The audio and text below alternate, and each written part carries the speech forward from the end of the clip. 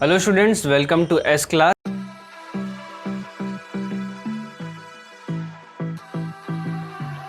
आज की क्लास में हम लोग वर्क एनर्जी के चैप्टर से काइनेटिक एनर्जी के बारे में जानेंगे, जिसमें इसकी definition, derivation, formula, unit, forms और क्वेश्चन को जान। काइनेटिक एनर्जी को शुरू करने से पहले आपको जानना जरूरी है कि इसमें एनर्जी किस तरीके से परफॉर्म हो रही है। तो एनर्जी को जानने के लिए ऊपर आई बटन में आप इसे चेक कर सकते हैं, लास्ट में आप इसे चेक कर लीजिएगा। अभी काइनेटिक एनर्जी को आप इसमें समझ जाएंगे और वर्क को भी आप जान सकते हैं कि वर्क किस तरीके से होता है साइंस के लैंग्वेज में, क्योंकि हमारी लैंग्वेज में तो हम लोग बैठे हैं, न्यूज़पेपर पढ़ रहे हैं या खाना खा रहे हैं या सो रहे हैं, तो ये भी एक तरह का क्या है, काम है। पर साइंस की लैंग्वेज में वर्क कैसे होता है, ऊपर आई बटन में से आप चेक कर सकते हैं। इसके बाद हम लोग आते हैं काइनेटिक एनर्जी पे। काइनेटिक एनर्जी क्या होती है, किस प्रकार की एनर्जी होती है।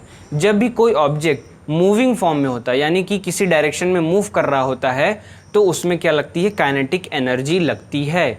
और वो ऑब्जेक्ट जब रुक जाता है तो उसकी काइनेटिक एनर्जी खत्म हो जाती है और उसमें क्या हो जाती है, पोटेंशियल एनर्जी शुरू हो जाती है। जैसे एग्जाम्पल, जैसे गोली, बंदूक से चलती है गोली, फिर कुछ दूर जाने के बाद उसकी रेंज खत्म हो जाती है तो रुक जाती है, जैसा आप देख सकते हैं।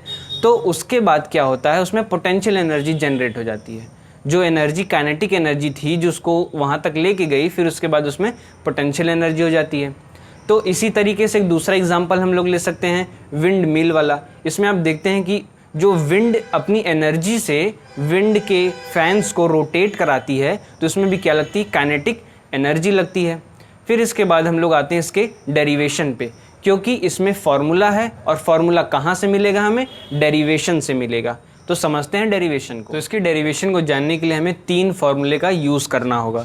इसमें हमारा सबसे पहला फार्मूला क्या है, सबसे पहला फार्मूला है W = F.S। इसमें ये W क्या है, इसमें W है वर्क, F है हमारा फोर्स और स्मॉल s से हमें डिनोट होता है एक्सेलरेशन। और दूसरा फार्मूला क्या है, दूसरा फार्मूला है हमारा थर्ड इक्वेशन ऑफ मोशन। अगर आपको याद है थर्ड इक्वेशन ऑफ मोशन, हमको नहीं पता तो अच्छा है, नहीं याद है तो मैं आपको बताता हूँ। वो क्या है, v² - u² = 2as। ओके, फिर इसके बाद हमारा थर्ड फार्मूला क्या यूज़ होगा, थर्ड फार्मूला है हमारा F = ma। इसमें v हमारी फाइनल वेलोसिटी है, u हमारी इनिशियल वेलोसिटी है और a acceleration, s displacement. Okay, F force आप जान रहे हैं, m मास और a एक्सेलरेशन। तो डेरिवेशन को सॉल्व करने से पहले इन फॉर्मूलों का हमने इस्तेमाल करना है। तो सबसे पहले हमें किस फॉर्मूले का इस्तेमाल करना है, इस फॉर्मूले का, किसका, थर्ड इक्वेशन ऑफ मोशन वाले का। तो इसमें हम लोग क्या लिखेंगे, v² - u² = 2as। अब यहाँ से हमें क्या चाहिए, डिस्प्लेसमेंट चाहिए। तो डिस्प्लेसमेंट स्मॉल s = क्या हो जाएगा, v² - u² / 2a। ये हमें क्या मिल गया, s डिस्प्लेसमेंट मिल गई। अब इसके बाद हमारा दूसरा फार्मूला इसमें पुट किया जाएगा, वो क्या है, F = ma। F = ma है हमारा दूसरा फार्मूला। और फिर इसके बाद हम लोग इसको किस तरीके से इसमें पुट करेंगे, थर्ड फार्मूले को, वो है W = F.S। ओके, तो अब आप यहाँ देख रहे होंगे कि हमें F की वैल्यू मिल चुकी है ma, तो इसको हम लोग इसमें रख लेते हैं।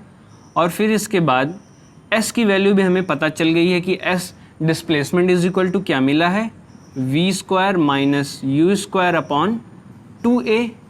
a से a क्या हो जाएगा, कैंसल आउट हो जाएगा।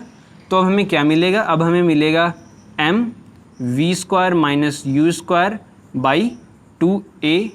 सॉरी, a तो कैंसल आउट हो गया, सिर्फ बचा 2। और आप जान रहे हैं कि जब ऑब्जेक्ट, जैसे भी हमने देखा कि कोई बुलेट निकलती है या कोई विंडमिल चलता है तो उसमें काइनेटिक एनर्जी होती है, पर जब वो रुक जाता है तो उसकी काइनेटिक एनर्जी 0 हो जाती है। तो यहाँ पर क्या हो जाएगा, इसकी इनिशियल एनर्जी क्या हो जाएगी, 0 हो जाएगी। तो -u² ये हट जाएगा, तो हमें क्या मिलेगा, हमें यहाँ से फॉर्मूला मिलेगा 12 mv²। इसको तो हम हाफ लिख सकते हैं, ओके, कोई प्रॉब्लम नहीं। तो इसको हम लोग क्या लिख लिए, 12 mv²। Kinetic energy is equal to half m v square. अब फॉर्मूला हो गया, क्वेश्चंस में हम इस फॉर्मूले को पुट करेंगे, हमें सोल्यूशन मिल जाएगा। पर इसके बाद हमें क्या ज़्यादा ज़रूरी है, इसकी यूनिट, क्योंकि अगर यूनिट नहीं रखा तो गलत हो जाएगा, मार्क्स हमारे कट जाएंगे।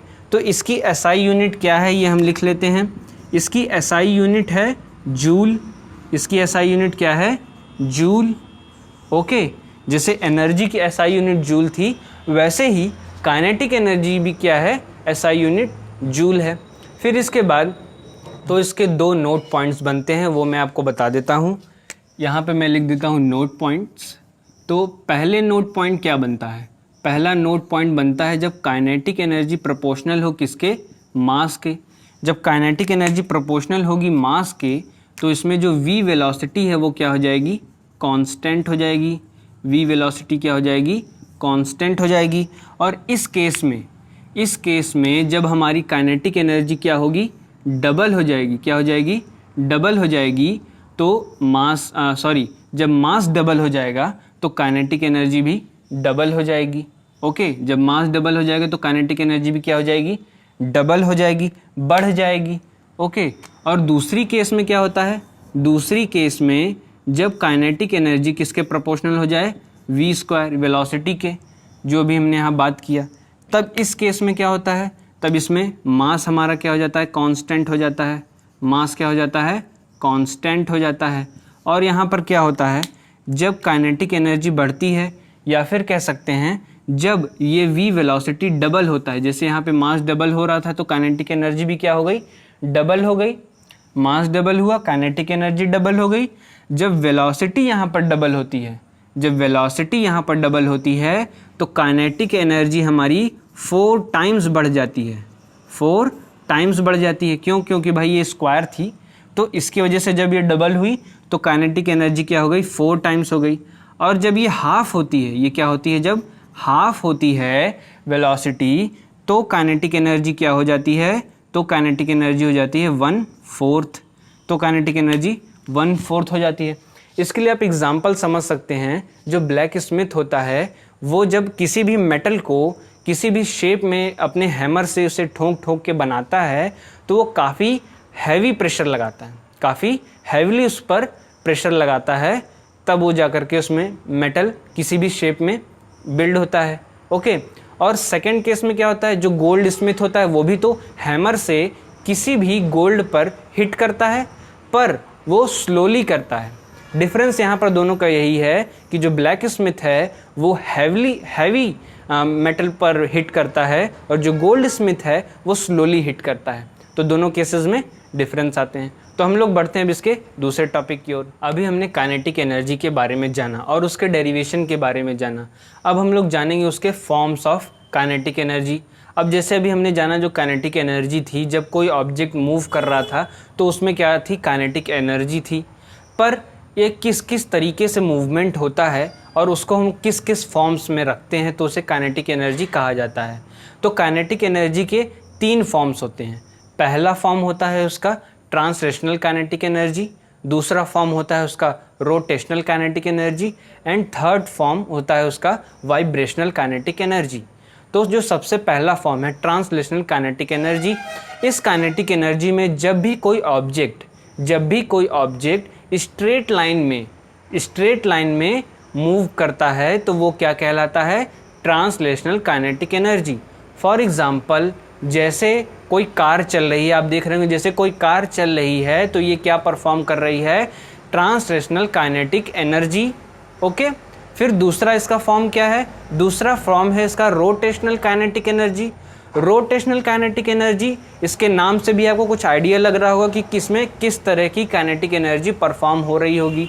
तो इस केस में जब कोई object rotational kinetic energy perform करता है तो वो किस तरीके से करता है, रोटेशन, गोल गोल। जैसे कि आप देख रहे होंगे एग्जाम्पल के तौर पे साइकिल जो चल रही है वो क्या परफॉर्म कर रही है, रोटेशनल काइनेटिक एनर्जी परफॉर्म कर रही है। ओके, फिर इसके बाद हम लोग जानते हैं थर्ड फॉर्म को इसके, जो क्या है, vibrational kinetic energy. Vibrational kinetic energy, ये तो वाइब्रेशन से रिलेटेड लग रहा है पर इसमें कुछ चेंजेस हैं। जैसे कि जैसे स्प्रिंग बेस्ड ये काइनेटिक एनर्जी है। जैसे किसी ऑब्जेक्ट को आप स्प्रिंग से बांध लेते हैं और फिर उसके बाद उसको खींचते हैं, तो स्प्रिंग क्या करती है, उसको वापस नॉर्मल होने के लिए उस ऑब्जेक्ट को वापस खींच लेती है। तो इसमें क्या होता है, वाइब्रेशनल काइनेटिक एनर्जी। इसके एग्जांपल आप दे सकते हैं, जैसे कार्स में सस्पेंशंस यूज़ होते हैं, तो ये क्या होते हैं, इसमें वाइब्रेशनल काइनेटिक एनर्जी परफॉर्म होता है।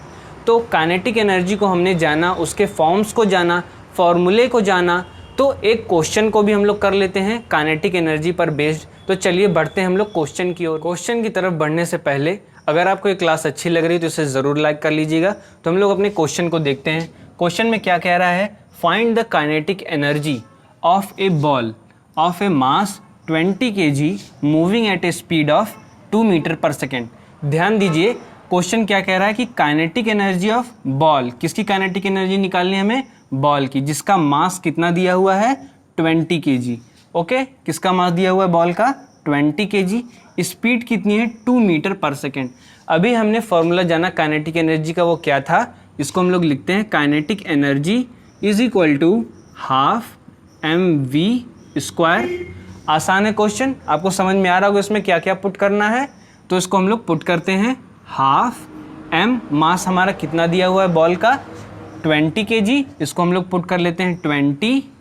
ओके, और v वेलोसिटी हमें कितनी दी हुई है, v वेलोसिटी हमें बॉल की दी हुई है 2 मीटर पर सेकेंड, तो इसको हम लोग लिख लेते हैं 2 मीटर पर सेकेंड। तो ये कितना हो जाएगा, v² है, तो 2 × 2 दैट इज़ टू बी 4, या फिर आप इसको मैं अगर पहले लिख देता तो इस तरीके से हो जाता, हाफ मास हमारा 20 × 2 का स्क्वायर। ओके, तो ये ऐसे हो गया।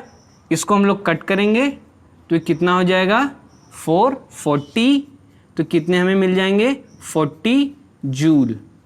ओके, तो इस बॉल ने कितनी एनर्जी, कितनी काइनेटिक एनर्जी इसमें थी, 40 जूल की काइनेटिक एनर्जी थी 2 मीटर की स्पीड से चलते वक्त, और बॉल का मास 20 kg था। तो इस क्लास को ख़त्म करने से पहले आपके लिए मैं क्वेश्चन दे करके जा रहा हूँ, उसे आप नोट डाउन कर लीजिए और उसके आंसर्स आप कमेंट में हमें ज़रूर बताइए। इसके बाद अगली क्लास में हम उसे डिस्कस करेंगे। अगली क्लास है हमारी पोटेंशियल एनर्जी पर, और इस चैनल को सब्सक्राइब कर लीजिए आने वाली वीडियोस के लिए। लास्ट में आपको चैप्टर एंड होने पर इस चैप्टर का PDF प्रोवाइड करा दिया जाएगा। Thank you.